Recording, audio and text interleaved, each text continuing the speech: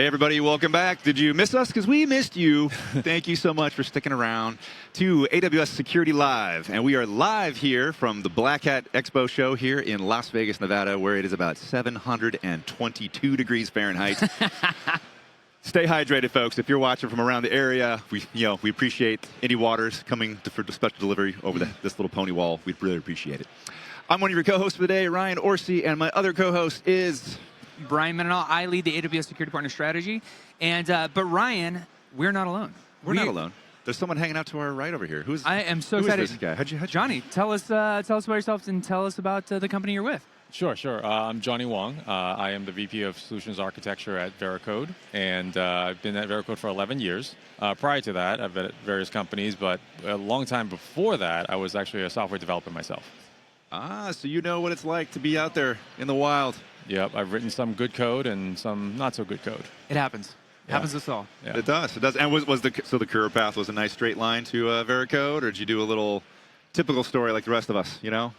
Sort of. So I was writing code, and actually a position came up for being in pre-sales, and my VP of engineering brought me into his office. Actually, he was walked into me while I was looking at my fantasy rotisserie team.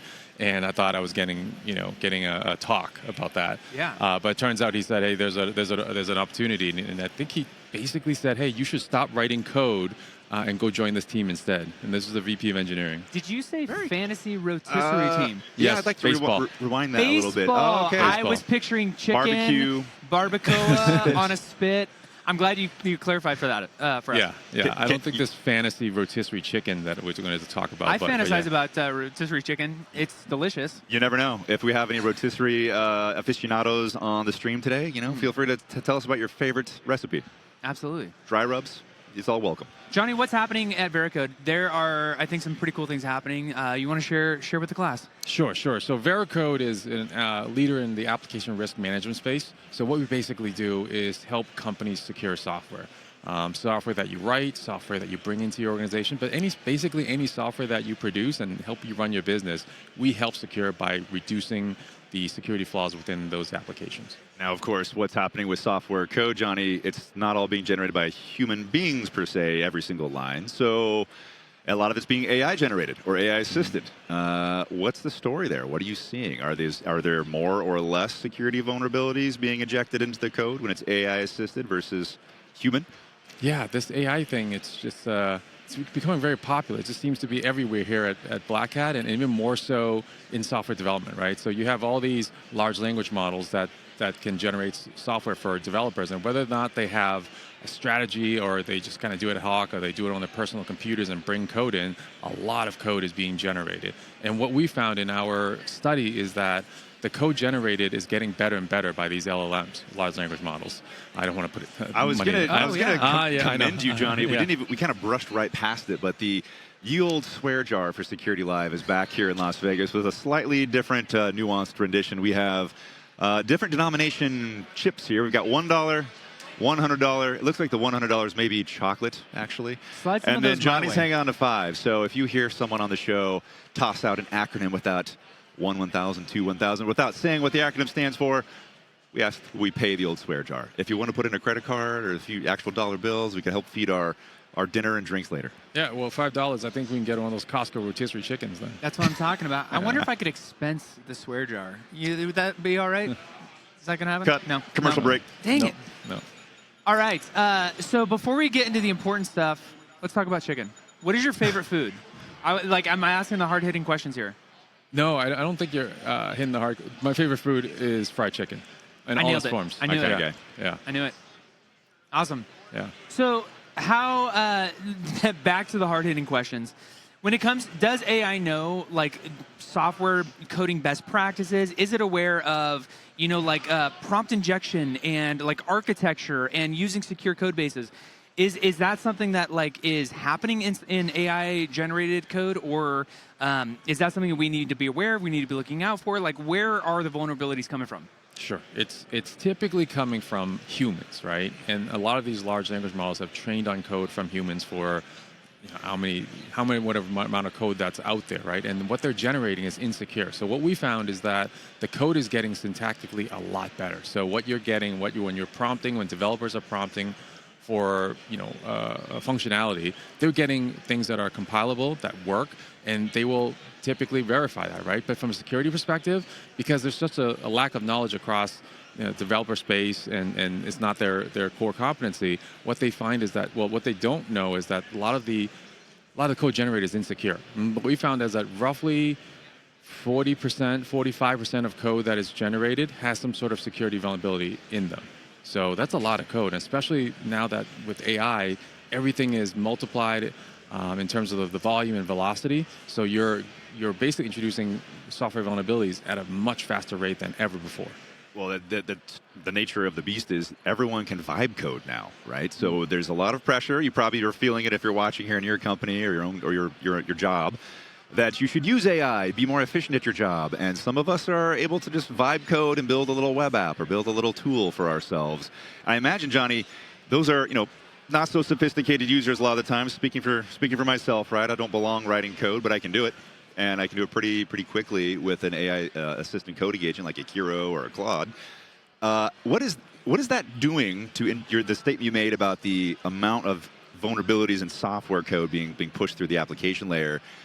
Vibe coders out there, are they helping, hurting? What about the newer large language models that are actually learning where those vulnerabilities are and kind of baking them back into the best practice coding practices? Yeah, so what we found is over the past couple of years, like I said before, the syntax has gotten a lot better, functionality has gotten a lot better, but we're seeing just a plateau in terms of how secure the code is being generated. It's just not learning at the rate it should be.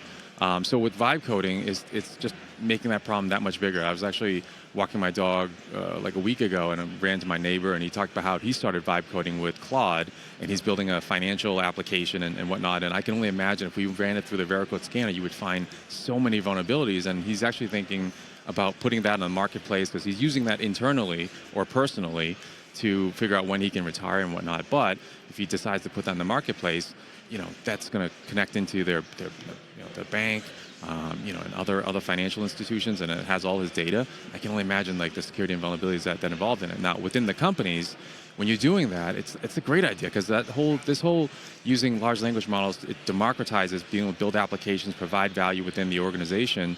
But the problem is, you might say, oh, I had this prototype, it's working. Well, let's put it into production, let's get use out of it. But now that becomes a larger attack surface, and we have to do something more about it. Now, part of it is having more education, so people do recognize what good code and what good secure code looks like. But in the meantime, there are, resources like Veracode to be able to assess all these, all the code and all the applications that are coming through from all employees. So I'm curious. It's interesting to me, Johnny, that we have like AI-powered tools to to test the code that's been created, right, for vulnerabilities and security flaws and things like that. It's interesting that we can test it with AI, but then the code that's generated by AI can't do those checks and tests, right? A lot of times, if I'm writing something or vibe coding or using AI, I will ask it to kind of check itself, hey, is what we built secure? Can you run some sort of security test against what you just created? Is there no built-in recursive loop for those generators to also do some sort of check? Tell us at least there's some checks for some storing of plain text credentials in source code, please. Is Telnet in this? Yeah, there are definitely checks, and you can certainly have the LLMs, do some self-checking and whatnot. But there are certain things that traditional, let's say, static and software composition analysis scanners can do that the AI cannot, right? And vice versa. And so I think the best approach is having the best of both worlds, having the traditional static scanning as well as some of the AI scanning as well all together. But at the end of the day, for me, it's really about education. If you don't know what good looks like or what bad looks like, you'll never be able to figure out, even if I tell you that something's right or wrong, because AI is not deterministic, right? So if you ask it five different times, you might get 5 different answers. So who's to know what's correct? Very true. The trustworthiness of AI is the topic that Brian and I and our extended team and the security go-to-market team at AWS get involved with quite a bit. Along those lines, Johnny, what what type of person and then the job function would be interacting with Veracode, and who do you build trust with? Is it the developers themselves? Is it the security teams or application security teams that you'd be working that typically interface with Veracode? Kind of give us a little workflow there. Sure, sure. I think we interact with the entire organization because it's not about software providing value. Today's businesses, software is the business, right? But typically we work a lot with the security team, number one, because they have to assure that whatever products are coming out the door is secure to their customers, because a bug is a bug to us, right? If you hit a button and it doesn't work, or you have security flaws in it, the application is not functioning the way you've designed it and you want it for your customers, right? Along that part, since the developers are writing a lot of the code, we do work with them. We want to make sure that we have they have the capabilities to be able to do testing as early as possible. So talk about shifting left and whatnot, having those capabilities, but then but also meeting them where they're at, right? Not every single development team is as mature as they want to be, and they also have different levels of maturity even within the same organization. So what we want to do is be able to provide the different integrations, the different options, the different scanning options for them to be able to integrate wherever that makes sense for them, and then move them along that journey so that they can have, as you mentioned, that trust, right? It's not so much just being able to deliver software securely, provide governance around it, but then can you prove it to your internal as well as external auditors and for other compliance and regulatory requirements. That's awesome. And so I know that there's something called the Gen AI Code Security Report, Johnny, right? This is something that kind of tells us what's happening with code that is generated from Gen AI, obviously. And there's a couple of things on there I think that kind of stood out on the Veracode side. Are there any highlights? What are the top 10, top 5 from that list? I'll give you a couple. I mean, I think the number one stat is that the majority of code is insecure, and I don't know if this is an appropriate analogy, but it's kind of like the Sex Panther analogy, where 60% of the time it works, and I don't think that's a great rate for pretty much anything. Especially if you're depending on that thing to deliver. Especially. So 60% of the time it works every time? Yeah. so roughly, it's more like 56%, but we'll round up for the purposes of this particular show. So that's one. And what we've also noticed that from a testing perspective, Java is the least secure language.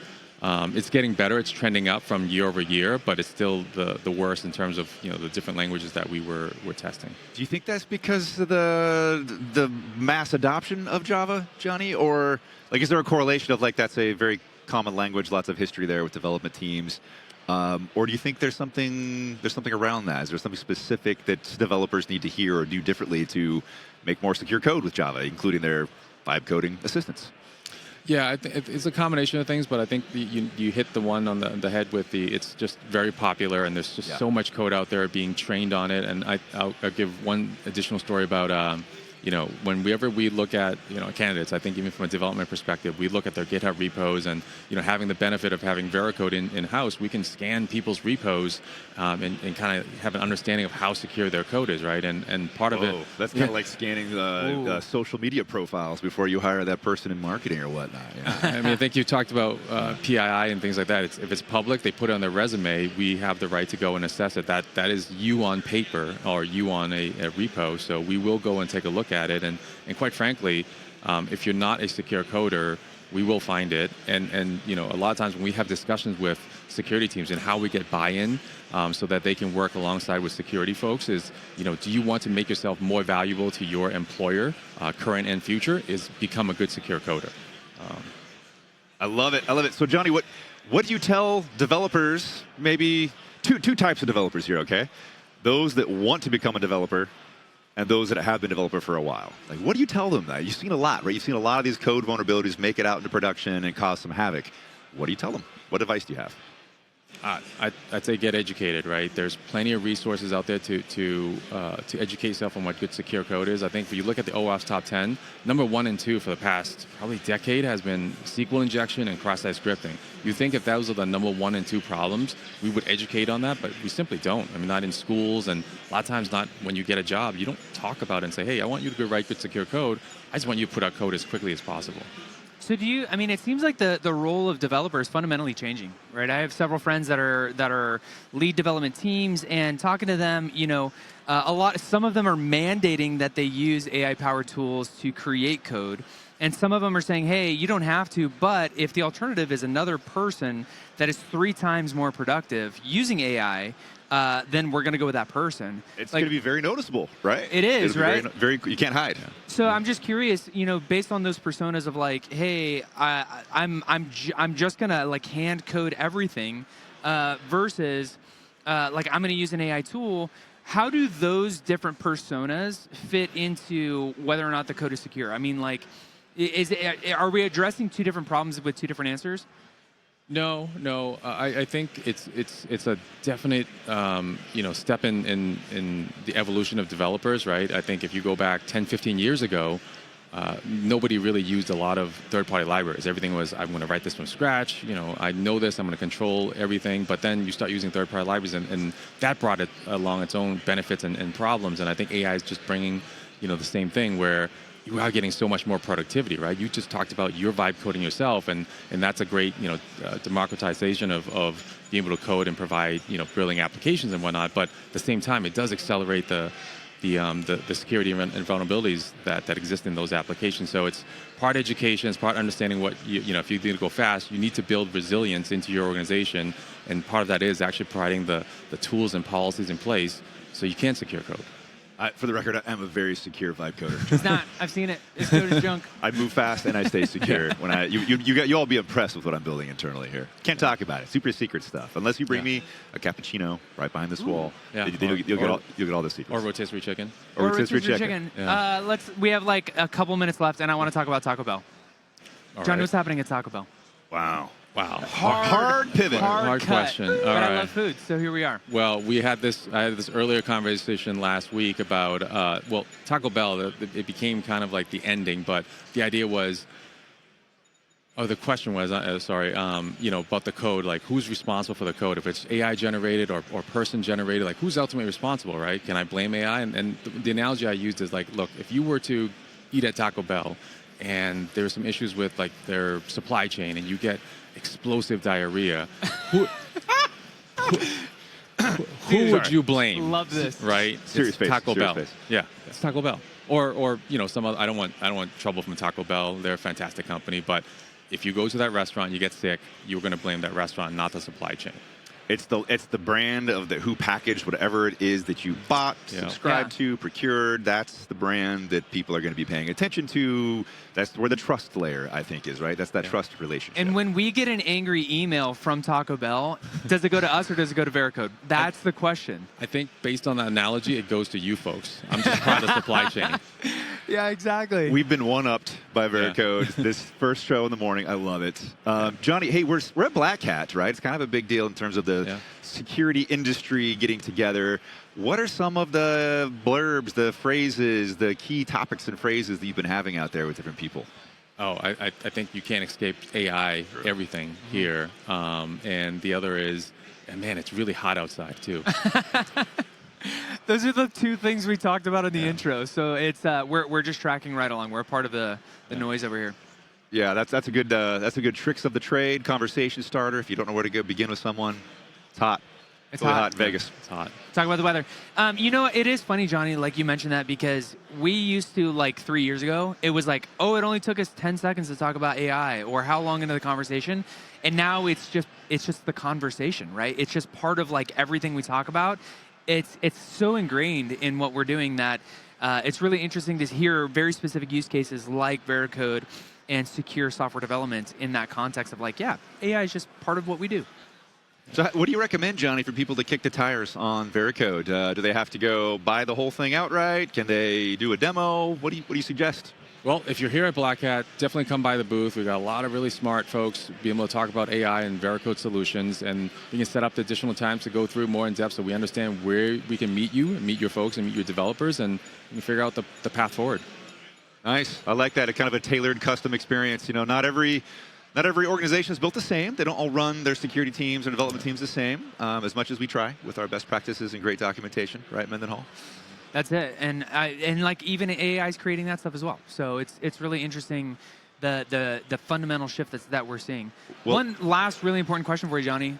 If you're on an airplane, are you sitting on the window, the aisle, or are you a psychopath sitting in the middle? The aisle, always need the leg room. Johnny, bring it in. Bring it in. Yeah. Dude. That's, Window guy. Window guy. Oh. This weirdo over Absolutely. here. I I get to, can't. like, How do cuddle I in work there. with this What about guy? the bathroom situation? I am Exactly. a camel. Right. And I don't want that don't, pressure. Yeah. like, don't need that. Folks, Johnny from Veracode, thank you so much for joining us. Thank we'll you be for having right me. back with more Security Live from Black Hat.